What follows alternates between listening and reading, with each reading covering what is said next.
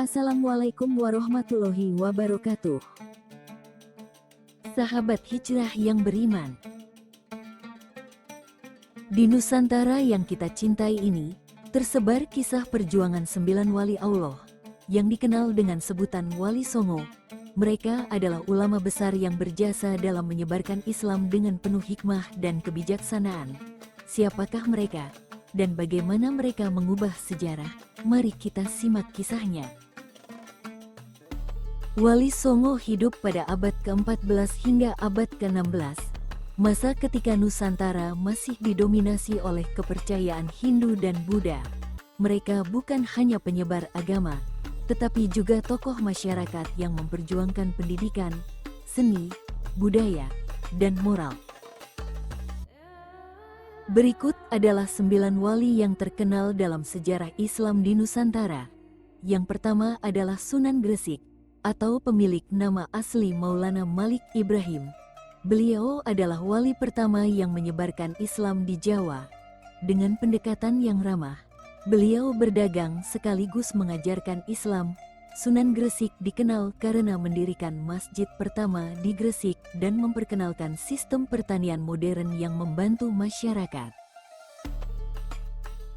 Yang kedua, Sunan Ampel, putra Maulana Malik Ibrahim, melanjutkan perjuangan ayahnya. Beliau mendirikan pesantren di Ampel Denta, Surabaya, yang menjadi pusat pendidikan Islam.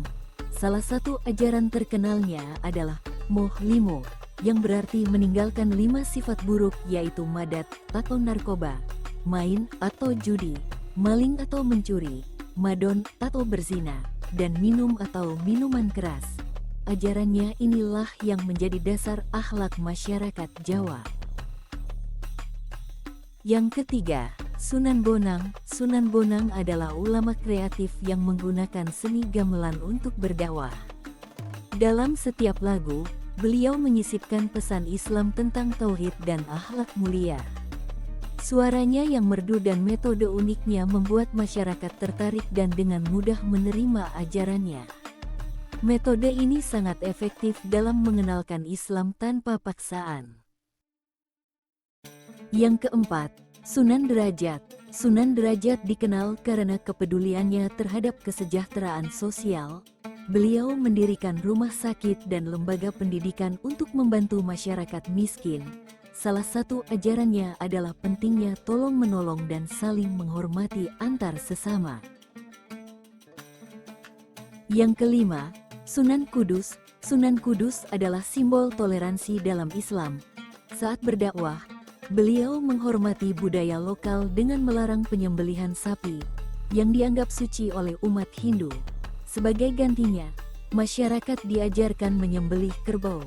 Kebijakan ini menunjukkan kebijaksanaan Sunan Kudus dalam menyebarkan Islam tanpa konflik.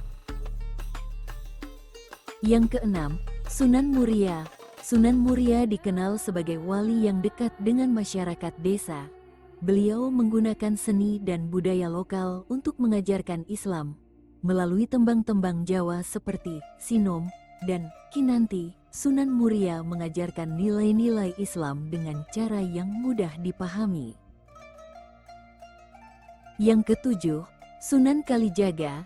Sunan Kalijaga adalah salah satu wali yang paling legendaris.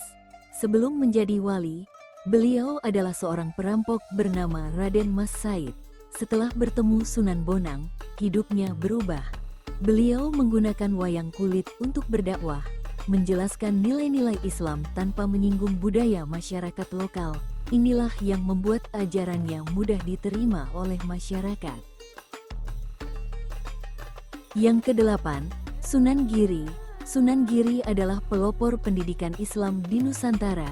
Beliau mendirikan pesantren Giri di Gresik, yang menjadi pusat dakwah dan pendidikan.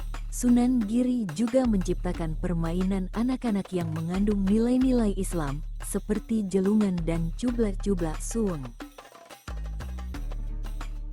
Kemudian yang terakhir atau yang kesembilan, Sunan Gunung Jati, atau Syarif Hidayatullah, adalah wali yang menyebarkan Islam di Cirebon dan sekitarnya.